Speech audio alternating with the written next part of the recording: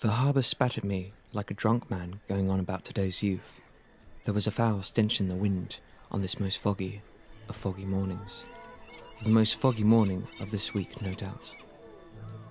I looked across the port at my destination, the SS Lambrini, an old vessel from the Great War between Prussia, Russia and Malossia. I threw my rucksack, that was mainly comprised of socks and crusty socks, across my shoulder.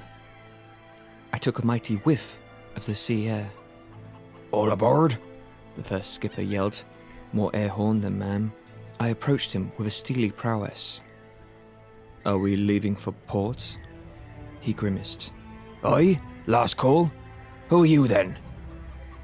I spat into the sea like Kate Winslet in that boat film. "I'm the new first mate." "Ah, well, get yourself into the mess hall, and I'll introduce you to the rest of the crew, you fine young man." He then patted me on the bum. We entered the hall. "This is the new first mate. What did you say your name was?" I spat. I didn't. Joseph Murphy. There were two cats who shot me a look of perfunctory inquisition, but I was undeterred, as they were cats and incapable of hatching elaborate plots. I turned around and there was the ship cook, a spirited woman of a hearty temperament. I turned around and was back at the cats again, so turned around this time only a bit and was faced with the rest of the crew. There was a man with only one leg, until he turned around and I saw that he had two legs, but he was sitting at a funny angle. I then noticed both his legs were wooden, or he was wearing brown trousers. At this point, the shipmate was getting a bit concerned why I was staring at his legs so much. So I stared up and caught an elongated glimpse of his crotch, which made the already awkward encounter far more awkward. I'm Mark, your new master at arms." I grabbed his hand. "Good to meet you. The first skipper tells me we'll be sharing a bunk." "Aye, that we will."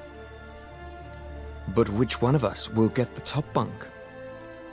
"Well, preferably I'd get the bottom one, 'cause of me sore prostate." I grimaced.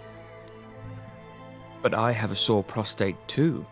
We shot each other a glance that only two men with sore prostates could give. "Well, maybe we could alternate. But don't poke me with your feet on the way up the ladder." I grimaced again. "Well, I won't poke you if you don't poke me with your feet." We then shot each other a stare, the only one that two men who planned to poke each other with each other's feet could give. I turned around a bit, and there he was, the captain.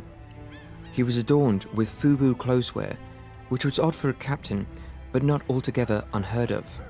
"Are you our captain?" He turned around 45 degrees and shot me a look that was similar to that which a man with a swollen prostate would give, but with higher eyebrows. "Yes, I'm Captain Willoughby. How are you?" I grimaced. "Your new first mate." He spat at the floor, which was already getting quite dirty from spit. "Yo? You're the first man? You're nothing like him." He then told a tragic story of the previous first man, but I can't remember all the details, because my mind sort of just wandered off a bit at this point. But I do remember the cook grabbed his shoulder. "Oh, Captain, you shouldn't be telling me all this." He flung her shoulder to one side. "You never touched the FUBU. We got this imported, you see." I interjected. "So, Captain, when will we be off?" He shot me a despairing look. "Don't interrupt. Who are you then, anyway? You probably got some cushy media studies job after uni. Am I right?" I looked at the ground. "Hey, come now. Well, that's not what you're about." Chapter 2.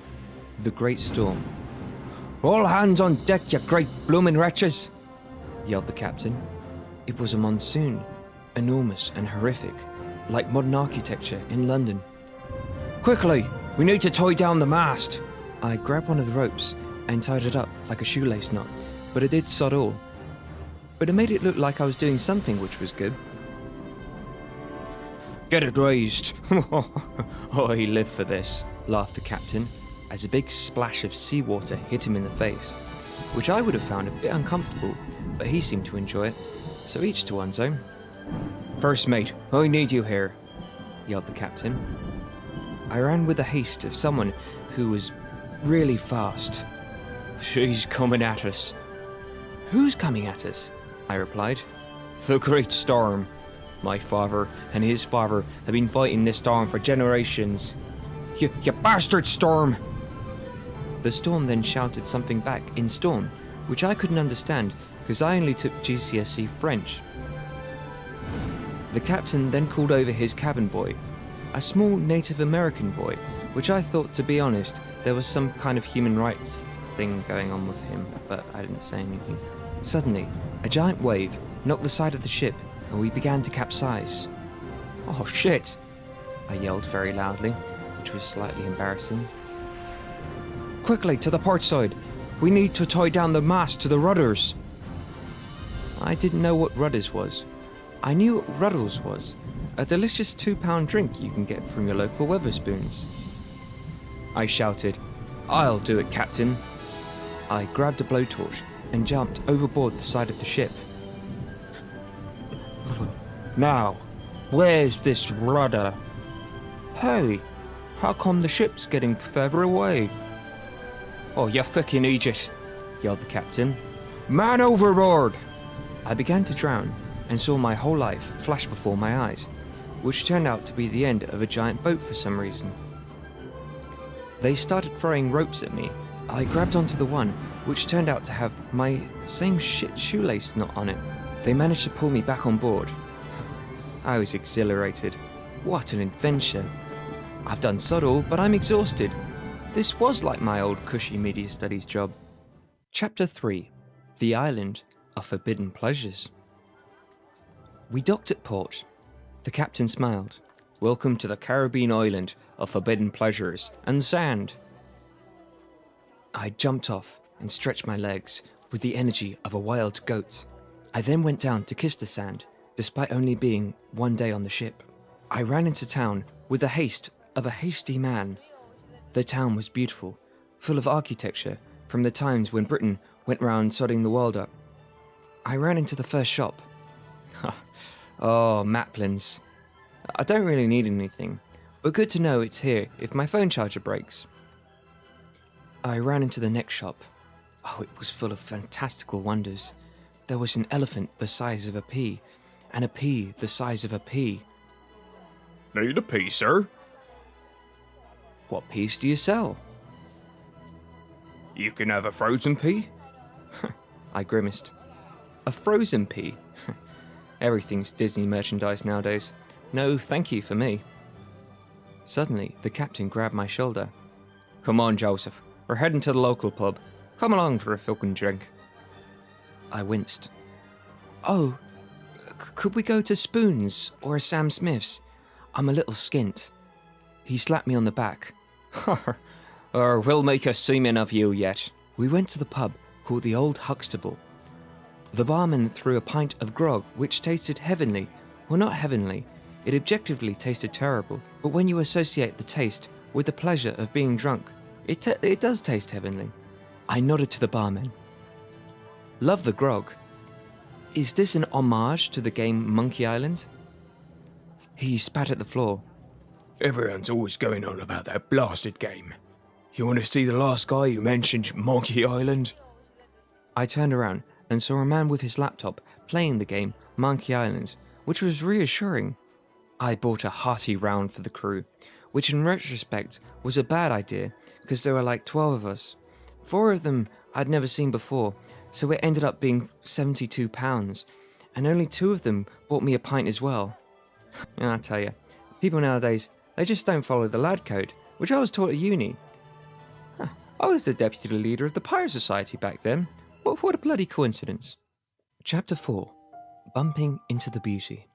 I left the pub as I had just read in TMZ magazine that only on this island, once a year, you could see a great supernova. I wasted no time and made a great deal of haste to the telescope shop. I was making haste in a hastily manner when I suddenly bumped into someone. It made my shoulder a bit hurty. I shouted, "Oof! My shoulder!" to emphasize the point. I turned around and met the eyes of a most beautiful woman. She had the giant, beautiful eyes of someone who had giant, beautiful eyes. Or at least, she was beautiful in my subjective standards of beauty. She gave a wry giggle, despite the fact that she also probably had a hurty shoulder. "Oh, I'm sorry for bumping into you. I was making lots of haste, like someone who was very hasty." My heart skipped a beat. I don't know which engaging adjectives I should use with the word haste either. She gave another giggle.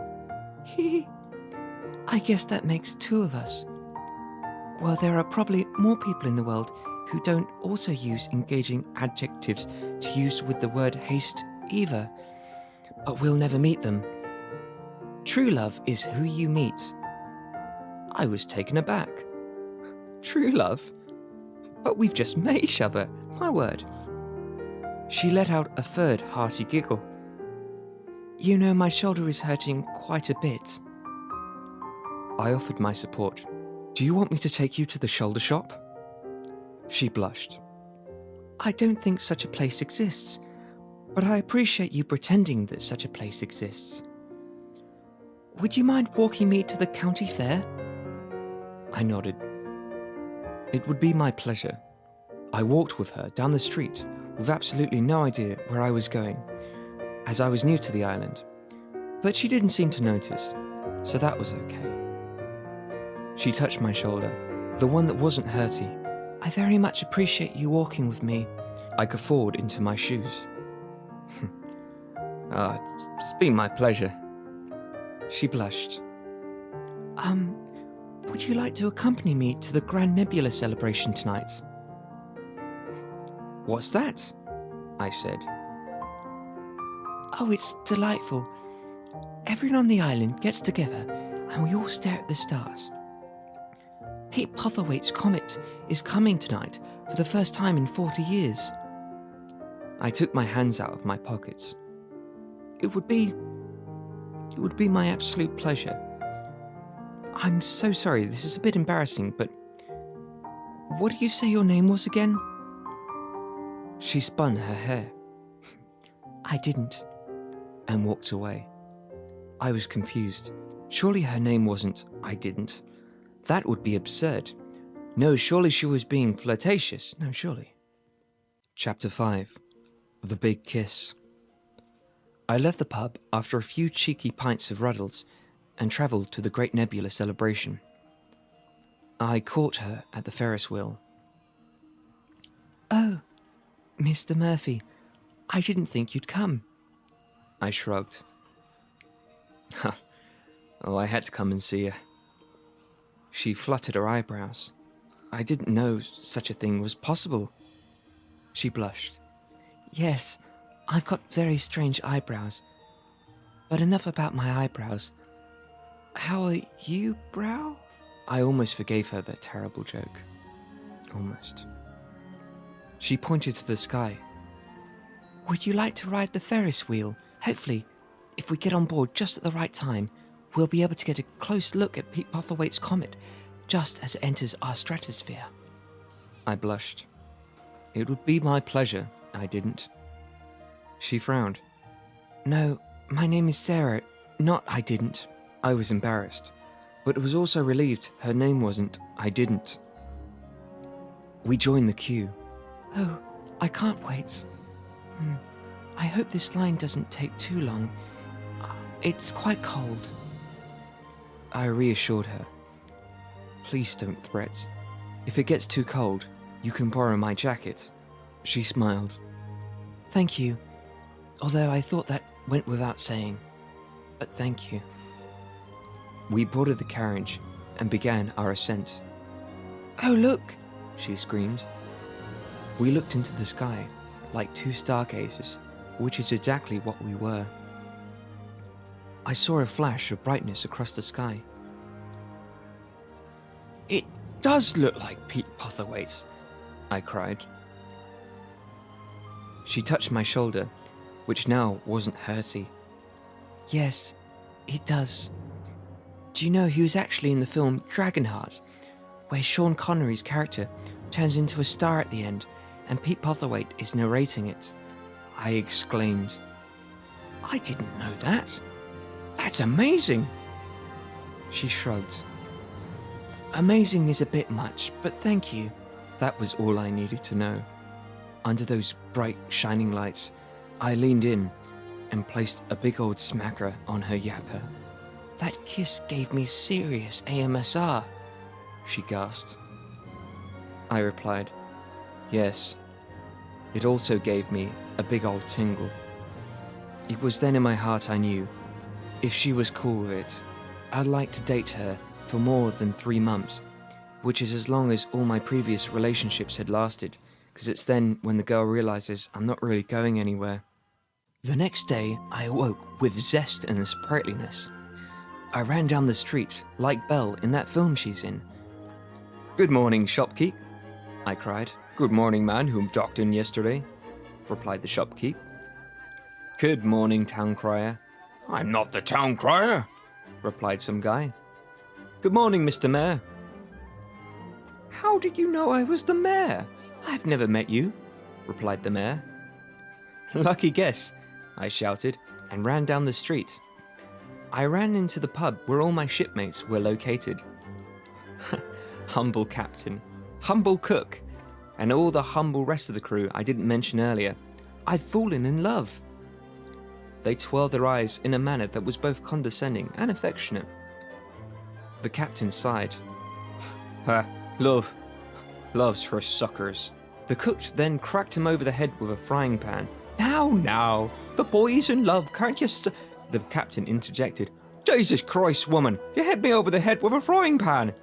That was needless and painful." I paid no heed. "Guys, I'm in love. It's like a beautiful possessive addiction. I'm gonna buy roses and chocolates and all kinds of crap." The cook chipped in. "I tell you what you should get her? A book or an Amazon gift card, so she can get herself something, because you'll probably not do a very good job on your women." The captain groaned. "No, don't be getting her an Amazon gift card. It's like you didn't even bother thinking of something. Get her a surprise, like..." I remember, I fell in love with this mermaid once, so rode off and gave her a new pair of trousers, so it looked like she had legs for ocean parties and such. But she had no concept of what trousers were, so the gift was lost on her, but she appreciated the sentiment. Chapter 6. The Kidnapping. After more confusing gift ideas, I ran back to her place. But I noticed there were police wagons outside.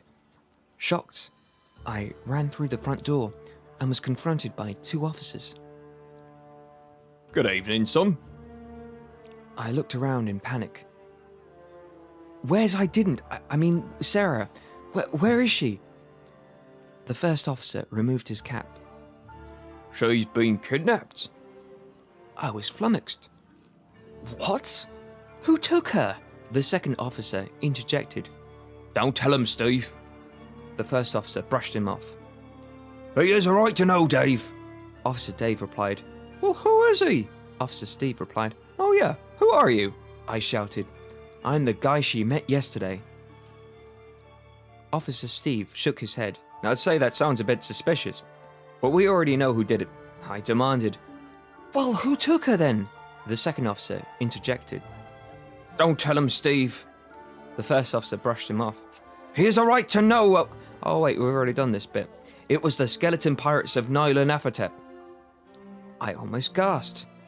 "The skeleton pirates of Nyarlathotep?" Officer Steve nodded. "Yes, every year, the comet of Pete Potherwaite flies past, or whatever we called the comet before we named it after Pete Potherwaite without his written permission. They've come and taken one of our women from the island." I was flabbergasted. "Well, we have to do something. Mount a rescue effort, something." Police Officer Dave shook his head. Look at this one. So full of hope. No, we just have to pray that her death is quick and merciful. I shouted. What are you talking about? You're policemen. You can't say that. Quick and merciful death? Bloody mountain investigation. God. Officer Steve shook his head. Well, mainly our function is to potter around with our batons, so we put on a good show. Helps keep the peace, you know. I was irate. You're cowards. Officer Steve and Dave look hurt. Hey, don't say that. That's horrible. I turned round. Well, if you're not going to help me, I'm going to help me. Officer Dave laughed. Good luck. There's only one way to the island of Nyarlathotep, and you're not going to like it. I grimaced. Is it by boat? Yes. Officer Steve sighed. By boat.